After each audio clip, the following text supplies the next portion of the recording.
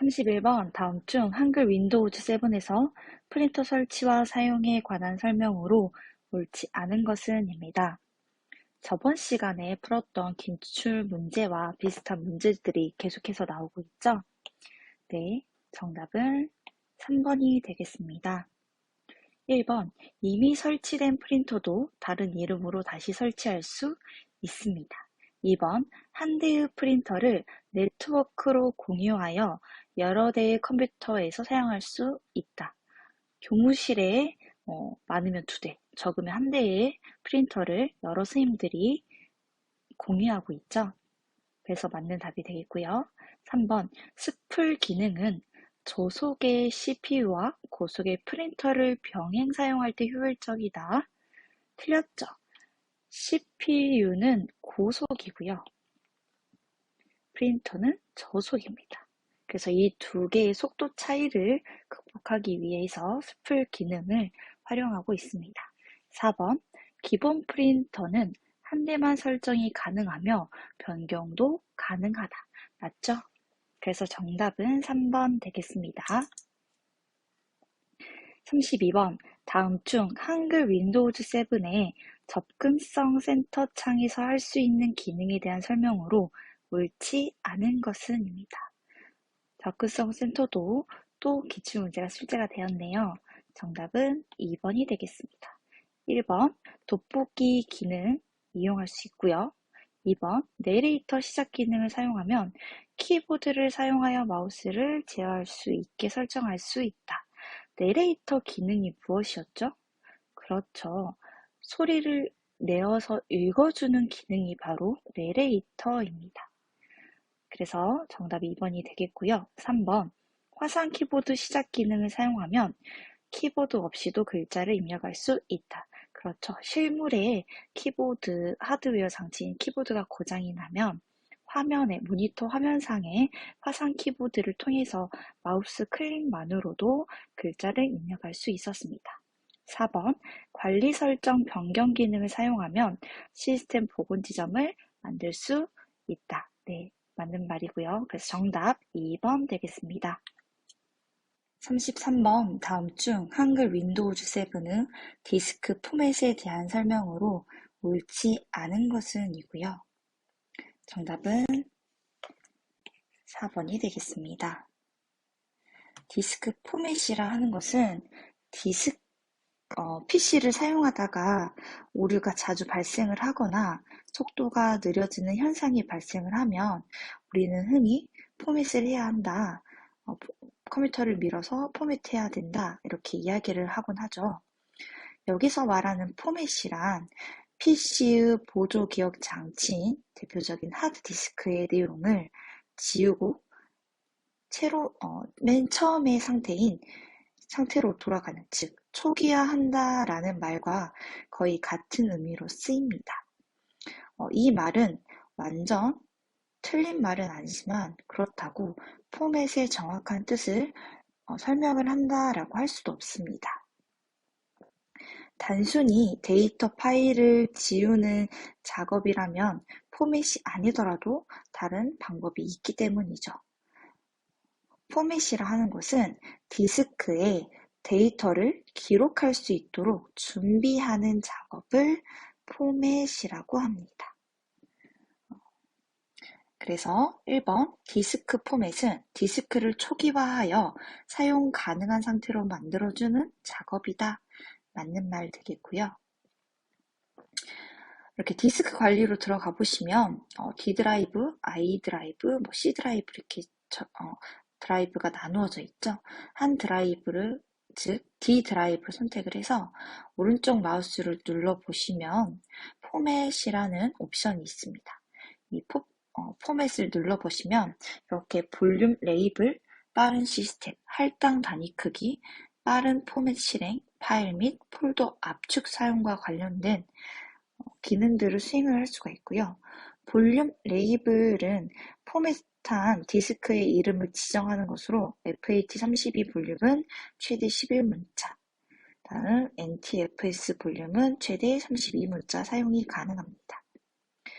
파일 시스템은 디스크에 설치할 파일 시스템을 지정하는 것으로 방금 이야기했던 FAT32와 NTFS 두 가지 중 하나를 선택하실 수가 있고요. 할당 단위 크기는 파일을 저장하는 데 할당할 수 있는 최소 디스크 공간인 할당 단위를 지정하는 것을 말합니다. 빠른 포맷 실행 같은 경우는 디스크의 분량 섹터는 검출하지 않고 모든 파일을 삭제하는 것을 말을 합니다. 그래서 2번 빠른 포맷을 선택하면 디스크의 분량 섹터는 검출을 하지 않고 디스크의 모든 파일을 삭제한다. 맞는 말 되겠고요. 3번 볼륨 레이블에서 FAT32 볼륨은 최대 11문자, NTFS 볼륨은 최대 32문자까지 사용할 수 있다. 방금 설명드렸죠? 4번 포맷하려는 디스크의 데이터를 사용하는 중이라도 포맷을 할 수 있다. 포맷을 하려는 디스크의 데이터를 사용 중이면 당연히 포맷을 할 수가 없겠죠.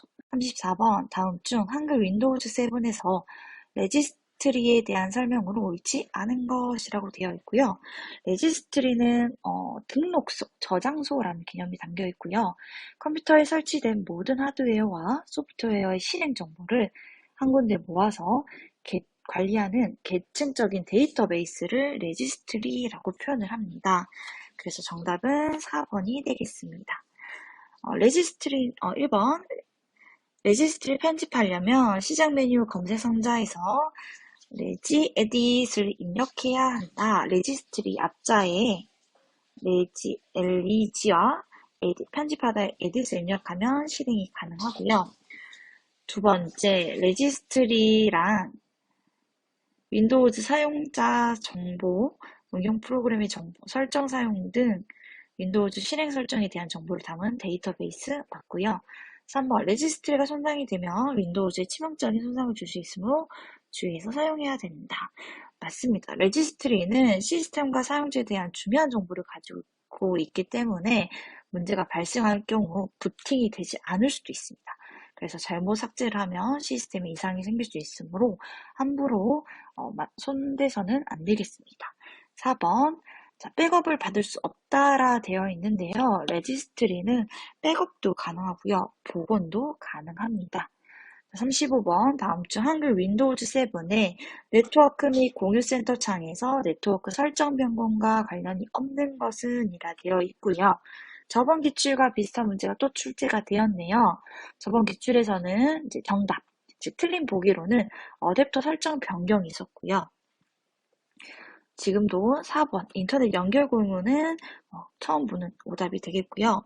기존에 있던 1, 2, 3번 새 연결 또는 네트워크 설정, 네트워크의 연결, 홈그룹 및 공유 옵션 선택은 보기 지원이 똑같이 나왔네요. 정답 4번 되겠고요. 36번 다음 중 한글 윈도우즈 7에서 인터넷 익스플로러를 효율적으로 사용하기 위한 바로가기 키에 관한 설명으로 옳지 않은 것이고요. 정답은 3번입니다. 새로운 창을 표시할 때는 Shift 키가 아니라 컨트롤 키 플러스 N을 누르시면 됩니다. 37번 다음 중 한글 윈도우즈 7에서 인터넷이 정상적으로 작동되지 않았을 때 취해야 할 조치로 옳지 않은 것은 정답은 2번이고요. 네트워크 명령어가 있습니다. 이 명령어 중에서 config라는 것은 사용자 자신의 컴퓨터 IP 주소를 확인하는 명령어이고요. trace rt라는 명령어는요, 말 그대로 trace가 추적하다라는 영어 뜻이죠. 그래서 네트워크 연결된 컴퓨터 경로를 추적하거나 인터넷 속도가 느릴 때는 어떤 구간에서 지금 정체가 되고 있는지를 확인할 수 있는 명령어입니다. 자, 1번 네트워크 카드나 케이블이 바르게 연결되어 있는지 점검하셔야 되고요. 속도가 느려진 경우 config가 아니라 trace rt라는 네트워크 명령어를 통해서 속도가 느려진 원인을 확인하시면 되겠고요. 윈도우즈 또는 웹브라우저가 정상적으로 설치되어 있는지 확인해야 되고 핑이라는 명령을 통해서 접속하려는 사이트의 서버 상태를 확인하셔야 됩니다. 38번 다음 중 한글 윈도우즈 7에서 프로그램이 응답하지 않을 경우 문제 해결 방법으로 옳은 것은 정답은 2번이겠죠?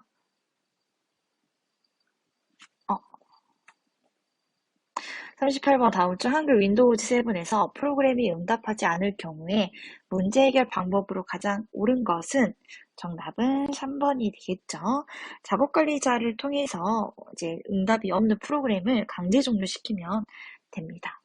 39번 다음 중 한글 윈도우즈 7에서 프로그램 및 기능창에 대한 설명으로 옳지 않은 것이고요. 정답은 1번이 되겠습니다.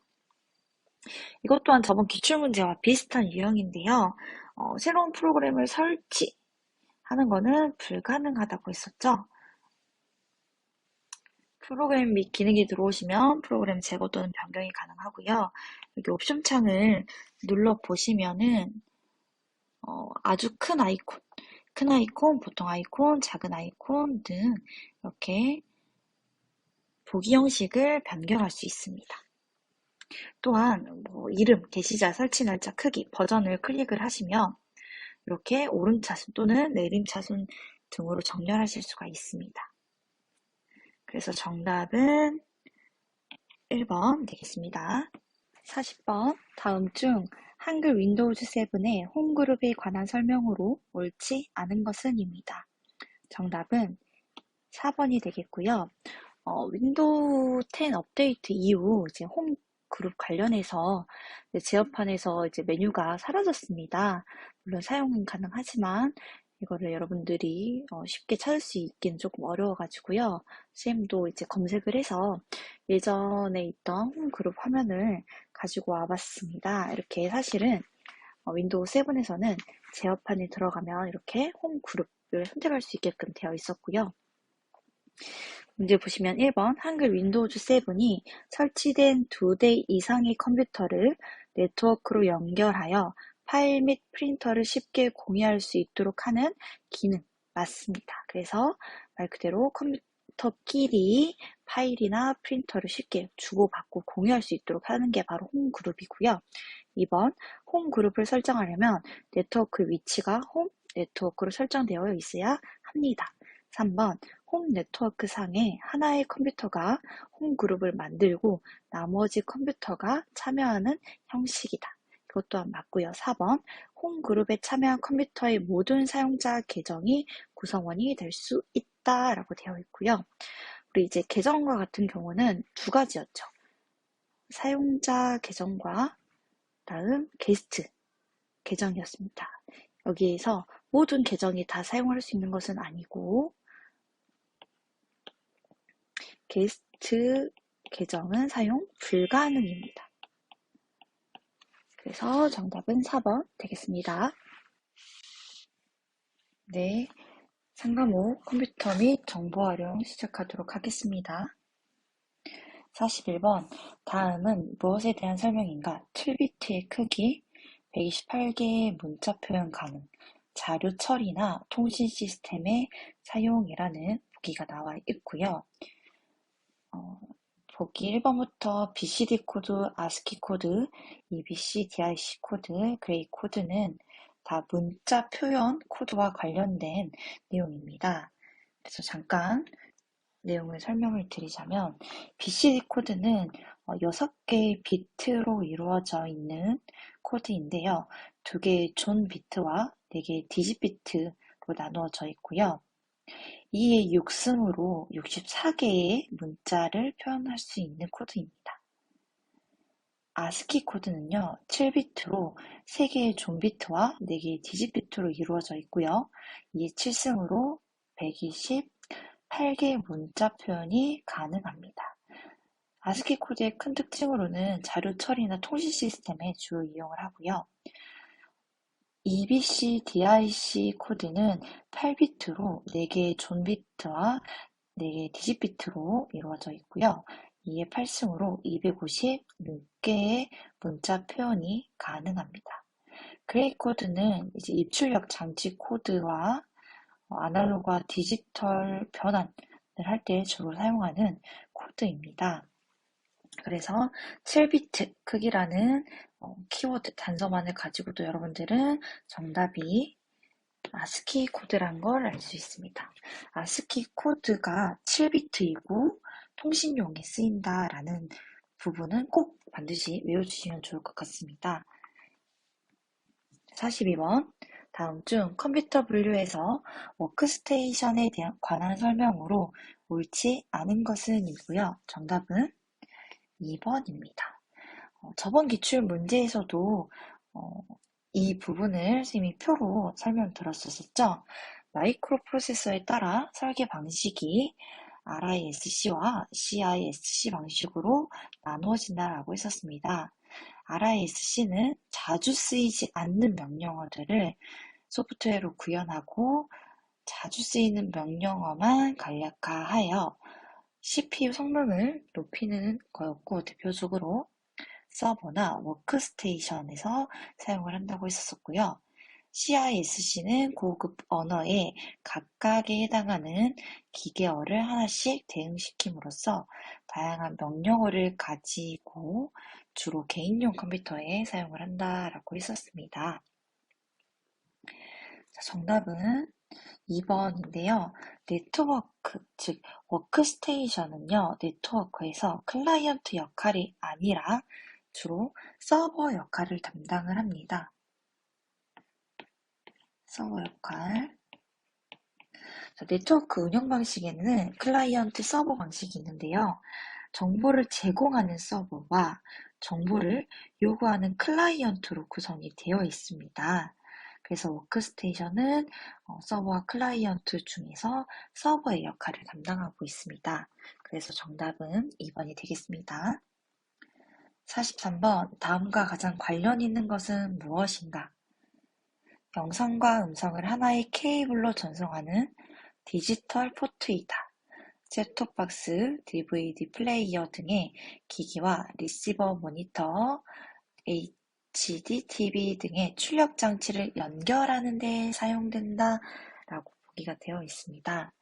정답은 HDMI 포트입니다.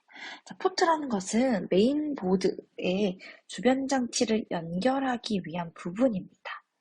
그래서 그냥 보통 선이라고 생각을 하시면 편할 것 같고요. 이제 보기에 나와 있는 PS2 포트는 마우스와 키보드 연결에 사용되는 6개의 구멍이 뚫린 포트 선입니다. 그래서 지금은 보통 이제 이 PS2 포트를 쓰진 않는데 예전에는 마우스랑 키보드를 연결할 때 이런 형태의 구멍이 6개가 뚫린 포트를 주로 사용을 했었습니다. 다음 USB 포트입니다. USB는 가장 여러분들이 익숙한 포트일 것 같습니다. USB 저장 장치도 물론 쓰실 거고 요새는 마우스나 키보드도 다 USB 형태로 되어 있으시죠. 그래서 주변 장치를 최대 127개까지 연결이 가능하고요. 핫 플러그인과 플러그 앤 플레이 기능을 지원을 하고 있습니다. 핫 플러그인이 무엇이냐면 말 그대로 컴퓨터 전원이 들어오고 꺼지고와 상관없이 기기를 연결했을 때 바로 작동이 되는 것을 말합니다. 예전 컴퓨터들은 이 핫 플러그인의 기능이 제공되지 않았어서 만약에 선생님이 컴퓨터를 하다가 마우스가 고장이 났어요. 그러면 지금 같은 경우는 고장난 마우스를 선을 뽑고 다시 새로운 마우스를 선을 이제 끼면 되겠죠. 굳이 컴퓨터를 끌 필요 없이요. 하지만 예전 같은 경우에는 컴퓨터 전원을 반드시 껐다 다시 켜야지만 됐었습니다. 그다음에 윈도우 10의 가장 큰 특징이 플러그 앤 플레이였죠. 선을 연결을 하면 꽂기만 하면 자동적으로 따로 별도의 드라이버를 설치하지 않아도 주변 기기를 인식하는 거. 그래서 USB 이런 형태 많이 보셨을 겁니다. 그다음에 i1394라는 건요. 애플사에서 개발한 포트고요. 이런 형태로 만들어져 있고요. 최대 63개까지 연결 가능한 고속 직렬 장치입니다. 그다음에 우리 보기의 정답인 HDMI인데요. 이거는 이제 영상과 음성을 이런 하나의 케이블 형태로 전송하는 포트입니다. 그래서 정답 HDMI 포트라는 거 기억해 주시면 되겠습니다. 네, 44번. 다음 중 컴퓨터 중앙처리 장치의 제어 장치에 있는 레지스터의 설명으로 옳은 것은 이라고 되어 있습니다. 정답은 그렇죠. 1번입니다. 선생님하고 수업을 할 때 중앙처리 장치 CPU는 크게 뭐와 뭐로 이루어진다? 그렇죠. 제어 장치와 연산 장치로 이루어진다라고 간단하게 배웠었죠. 그래서 그 연산 장치에서는 가상기, 보수기, 누산기 이렇게 세 가지만 간단하게 알려드렸었고요. 제어 장치에는 프로그램 카운터, 즉 PC라는 레지스터가 있는데요. 이 레지스터는 다음번에 실행할 명령어의 번지, 즉 주소를 기억하는 레지스터입니다. 제어 장치에서 여러분들이 꼭 기억해 주실 레지스터 한 가지, 프로그램 카운터, 다음번에 실행할 번지, 주소를 기억한다 라고 반드시 기억해 주시길 바랍니다. 자, 두 번째, 명령 레지스터입니다.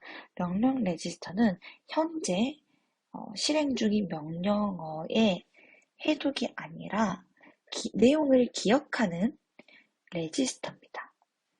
3번 부호기는요, 인코더라고도 되어 있죠. 연산된 결과를 음수와 양수를 결정하는 회로가 아니라 명령 해독기로 해독한 내용을 신호로 변환하는 장치를 부호기라고 하고요.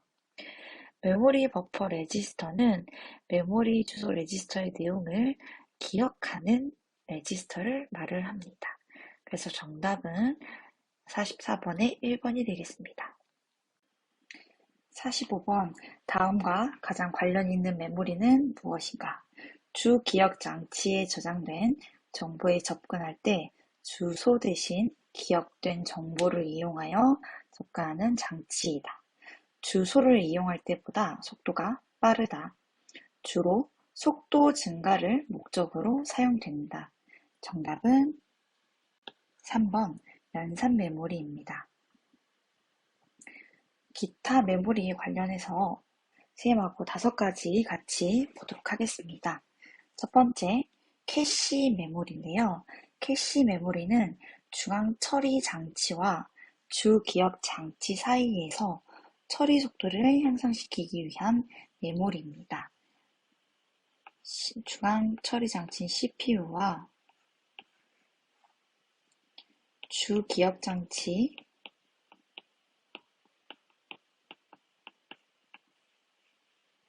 사이에서 캐시 메모리가 이렇게 작게 있는 것입니다. 그래서 보조기억, 주기억 장치까지 갈 필요 없이 가장 CPU에서 가장 가까이 있는 캐시 메모리에 자주 빈번하게 쓰는 프로그램들을 저장을 해 놓으면 바로 옆에 있는 캐시 메모리에서 그것을 로딩해 와서 CPU가 처리를 할 수가 있겠죠. 두 번째, 가상 메모리입니다. 가상 메모리는 보조기억 장치의 일부를 주 기억 장치처럼 쓰는 것인데요. 이제 주 기억 장치는 용량이 한정이 되어 있습니다. 주 기억 장치의 용량은 당연히 보조 기억 장치보다 훨씬 더 적기 때문에 만약에 이 주기억 장치보다 더 만약 용량이 크면 굳이 보조기억 장치에서 주기억 장치로 프로그램을 가져올 필요 없이 보조기억 장치의 일부분을 마치 주기억 장치처럼 쓰는 것을 바로 가상 메모리라고 합니다. 연관 메모리는 보기처럼 주소 대신에 기억된 정보를 가지고 접근하기 때문에 이동 속도가 훨씬 빠른 메모리고요. 플래시 메모리는 이 비롬의 일종으로 비효율성 메모리입니다. 그래서 mp3 플레이어, 개인용 정보 단말기, 휴대전화, 디지털 카메라에 주로 이용이 됩니다. 버퍼 메모리는 두 장치 간의 속도 차이를 해결하기 위해 중간에 데이터를 임시로 저장하는 메모리입니다. 그래서 여러분들이 이 메모리의 종류는 키워드와 함께 꼭 외워주셔야지 맞출 수 있는 문제들이 나오기 때문에 여러분들께서 시간이 되실 때 한번 정리를 해보시면 좋을 것 같습니다.